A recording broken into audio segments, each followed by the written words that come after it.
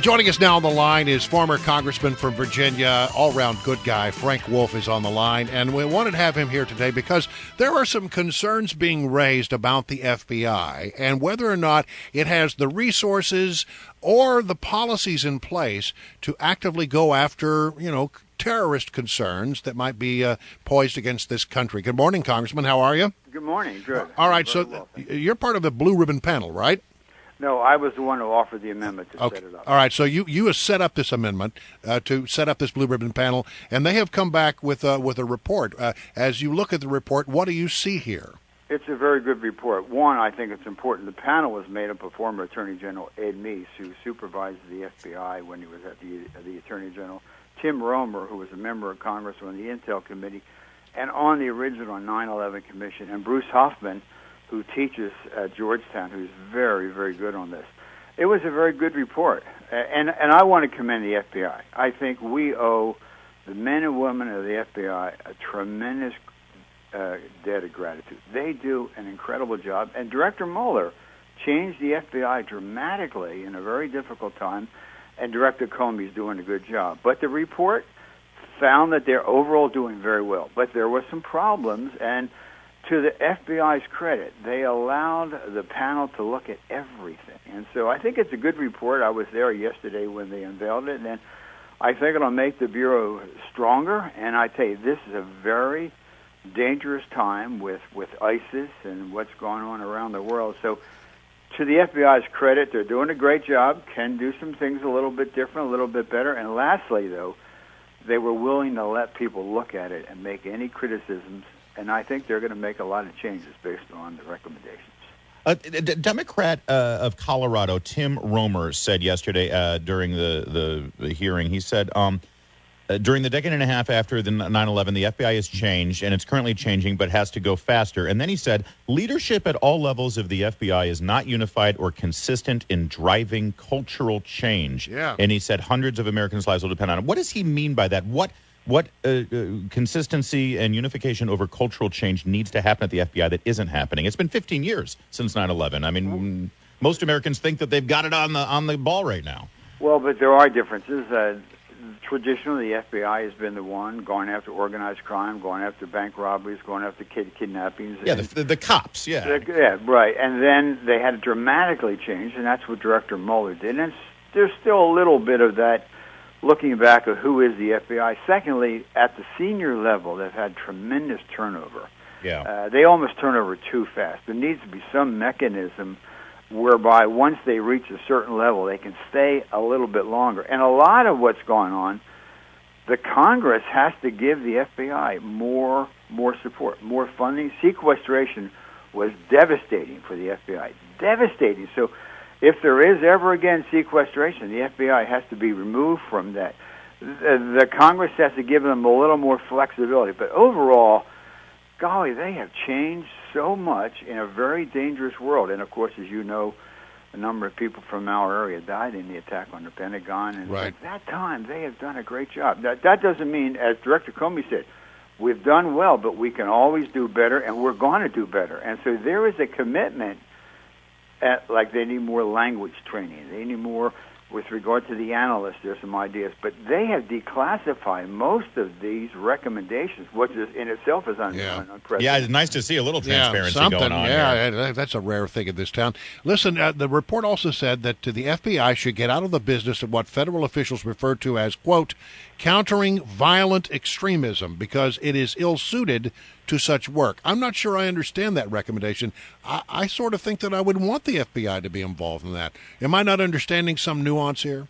They should be involved in monitoring, but not in the ones that kind of put together the programs, because they are basically a law enforcement intelligence agency.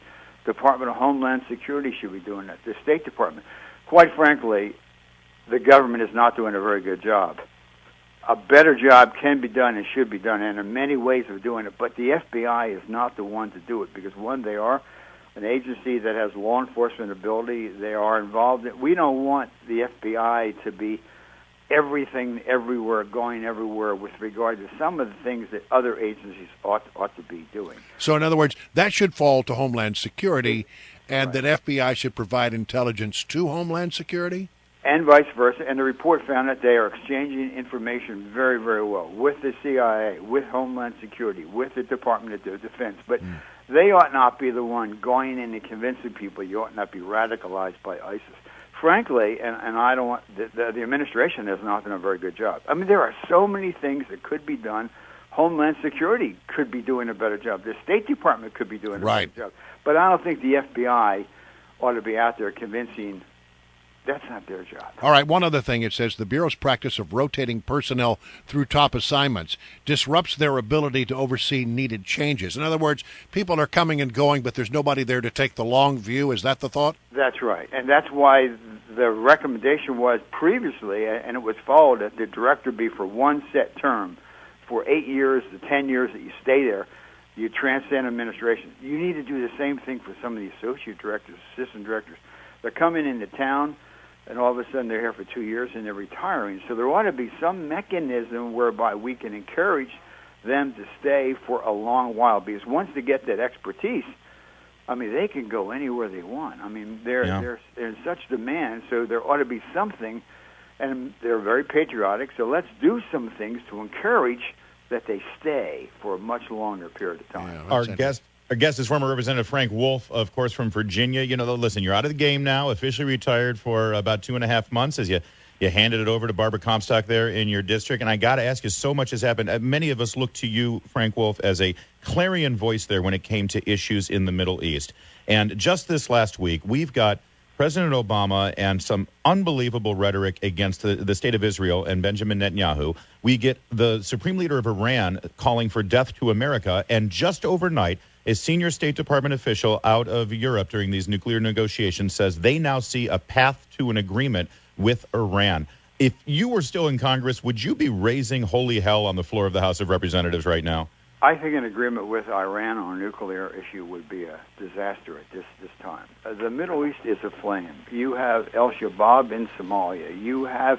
I was out in the region. We spent a week in Iraq a month and a half ago. We talked to the Peshmerga. What the ISIS are doing? They're coming into the villages and destroying people. You now have Iran is literally running the military in Baghdad for Iraq. The leading general that's leading the effort into Crete is an Iranian general. Iran is a direct threat, and I would not. I would not. I think this administration has one of the worst records of human rights and religious freedom and what's taking place in the Middle East. And the other day they even said their policies in Yemen have been a success. Yemen is anything but a success. Oh, I know. They still see it as a success for their counterterrorism. How? I had a feeling, Congressman Wolf. How would they feel that way? Got something to say. Congressman, I got just one more question, but we're running up against, we got to do traffic. Can you hold on for just a moment? Sure. All right, we're going to take a break here to look at the traffic and weather on WMAL every 10 minutes, first on the 5s. Here's Christy O'Brien in the Hadid Carpet Cleaning Traffic Center.